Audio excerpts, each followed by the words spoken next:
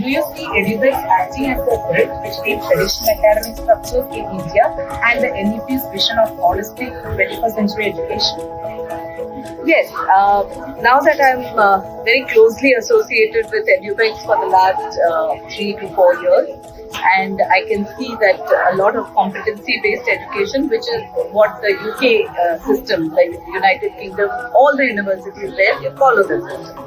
And EduBix is also following most of those things in India for Indian programs and all over the world also. Because EduBix is being an edtech company, it is not restricted only to a particular geography. So the whole thing, and obviously we need to have competency and skill-based education simply because it connects with the SDG. So when we talk of a resilient and sustainable world that we are aiming at, the starting point becomes education. What are the skills that we are giving our students, and how are they going to be prepared for all the changes of the future?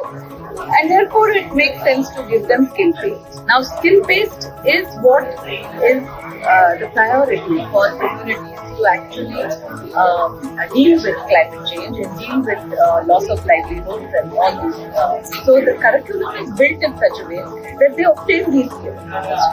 While they are learning, no matter which level they are learning at, they obtain these basic skills and an understanding prior to that about what they can expect in the future. So EduBix definitely, with its connection with the UK educational framework as well as Indian educational frameworks, is via the NEP 2020 that we are talking about. They are very much aligned.